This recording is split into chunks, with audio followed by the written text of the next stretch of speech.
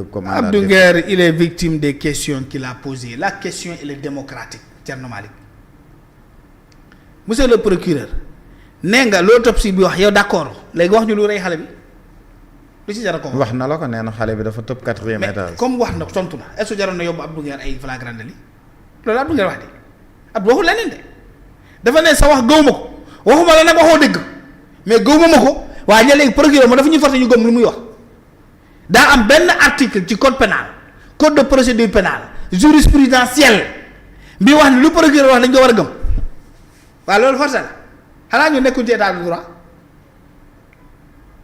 président moo ëpp daraja ci responsabilité procureur mais ñun dañu am obligation tax di gëm lu président Bassirou Diomaye Faye Bassirou Diomaye Faye fii la wax naan ay 5000 kilomètres carrés ma ne ko Thierno Bassirou na yow tamit nag yaa am jot ay murs école la doon mesuré di mooy discours à la nation bi murs école la mesuré en kilomètres murs école la mesuré en kilomètres boo ko déggee mu nee la 7000 kilomètres de mur de clôture nga yaakaar na toj na dëkk bi fekk 5 écoles wala 10 wala benn vingtaine te inauguration la woon de lu gars yi defaroon la léegi ñun Diomaye dina wax ñu weddi ko yow procureur nga ne yow kenn du la weddi quoi parce que yow moom yow yonente nga quoi yow alxuraan nga bible nga yow def nga philosophie la raison le doute.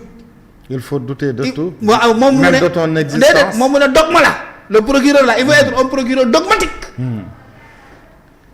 un procureur dogmatique maanaam ni ko xam ne yow doo weddi dara lu ñu la wax da ngay ne waaw gonga Mohammed mooy le dernier des prophètes indiscutable loolu mooy dëgg y a pas de Dieu que Dieu indiscutable loolu mooy dëgg yàlla mooy lépp.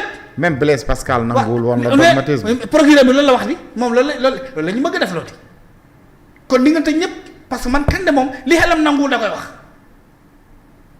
moo tax xamul lu muy nee nañ après diffusion de fausse nouvelle ban fausse nouvelle Abdou Nguer diffusé nañu ko wax quelle est la fausse nouvelle que Abdou Nguer a diffusée ban la. xëy na peut-être demee ku dem ci procès bi di nga ko xam.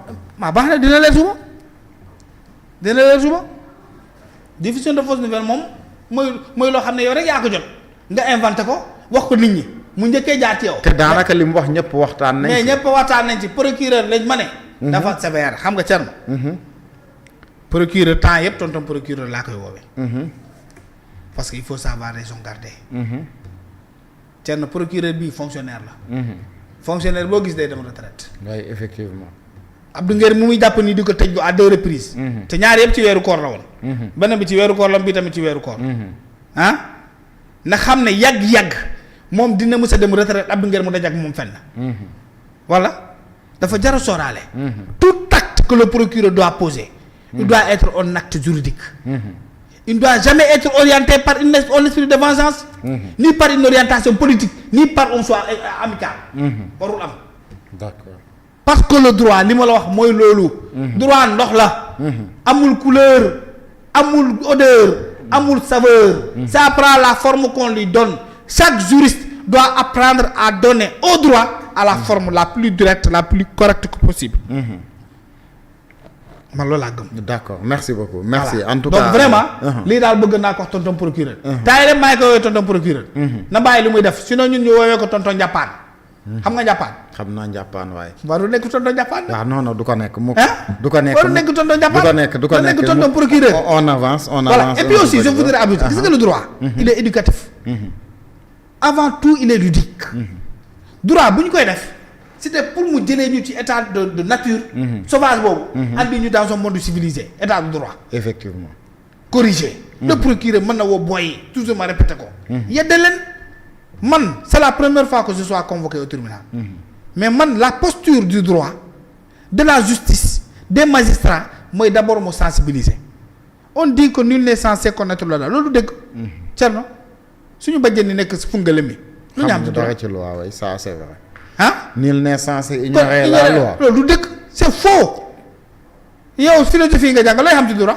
te loi bi ñu ngi ko jàngalee ci man ma jàng géographie def journalisme lan laay xam ci droit. te loi bi ñu ngi ko jàngalee ci nasaraan. te ñooy koy jàngale ci nasaraan fan lañ koy jàngalee à l'université. nga naan ni que nul n'est censé ignorer la c'est parce que nous ignorons le droit que le droit doit avoir un caractère ludique éducatif. de soutien. c'est en dernier recours en dernier ressort qui doit sévir. d'accord quand il ne peut plus avoir une autre posture. D'accord. loolu mooy dëgg waaye nag nga yor sa droit xool booy bi neexu la.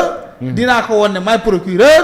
dinaa ko won ne maay ministre de la justice. dinaa ko won ne maay le premier patron du ministre de la justice su ma ko waxee jàppal Déthié mu jàpp ko kon jàppal ma Abdou Nguer mu jàpp ko loolu c'est pas bien. j'ai parlé à Modou Fall hier. lui aussi arrêté. Modou Fall xaw ma ndax mos na fi jaar. Modou Fall waay chroniqueur. mais il me dit Kandé woy remercier ma Ousmane Sonko. wala ma Ousmane Sonko jërëjëf parce que fu ma andi nii musuma woon xalaat ne dinaa fi dugg te su ma fi dugg loon li ma fi xam nii àdduna du woon neex ba ma xam ko kon jërëmal ma Ousmane Sonko gërëmal ma Ousmane Sonko am na ñooy yóbbu fenn nga yaakaar ne da nga leen di sanction fekkee da nga leen di doole nañu bàyyi jàppe bi amul njëriñ. la démocratie c'est un jeu de position. d'accord dafa am ligne de démarcation bu am. entre la politique et le juridique ñoom ñaar. acteurs yooyu. ku ci franchir ligne bi yaa ngi yàqal sa morom. d'accord loolu la juge Moustapha Diouf waxoon ci procès wu Djibi Ndiaye booy defar. mu ne ko yenn politiciens yi. génneel lañu ci seeni action politique. boo leen xamoon lu ñuy daj di ngeen ñu jàmmal tuuti. mais ñoom juge yi tamit bu ñu nangu di dugg ci seenu politique bi. politique lu koy rafetal mooy xiiroo ak ŋaayoo. surtout démocratie. d'accord saaga ci démocratie la bokk. Emmanuel Macron dañ ko mbéj booy bi 3 semaines la def prison ñu libéré ko bu doon Sénégal la sa bopp 1000 morceaux la ñuy gis. policier bi la ngekkee jege moo lay dóor pistolet ci bopp ñu naan da ngaa bëgg a tenter à la vie du président. te Emmanuel Macron a été giflé en France. Sarkozy ñaata lañ ko dóor fëri Hollande mii def na ko dund na ko de Barack Obama mii il a été victime de ces pratiques là. d'accord donc vraiment il faut que ñu humaniser la politique. humaniser la justice. pour qu'elle ne soit pas une justice qui détruit. mais qu'elle soit une justice qui répare. d'accord merci beaucoup en tout cas am na ci commentaire yi.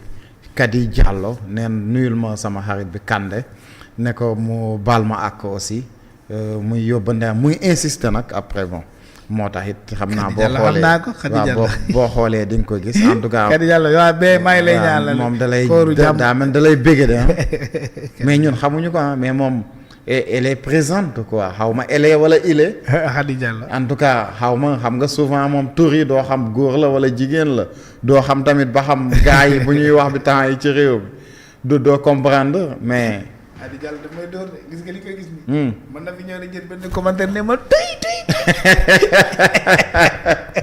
ah non mais c'est comme ça xam nga ñun moom li ñuy boone mooy que lépp tegu ci yar ak teggin. waaye bañ a am vraiment des insultes. bañ a am ay tooñ bañ a am dara ñu teg ko ci xam-xam gars yi waxtaan quoi mais Kandé am na loo xamante ne aussi tey démb la am sax conseil des ministres muy le DG de SN HLM désormais ex-DG quand même Bassirou Kébé limogé par le président de la République Bassirou Diomaye Diakhar Faye remplacé par Abdourahmane Dabo mais limogeage bi c'est commenté quand même sur les réseaux sociaux même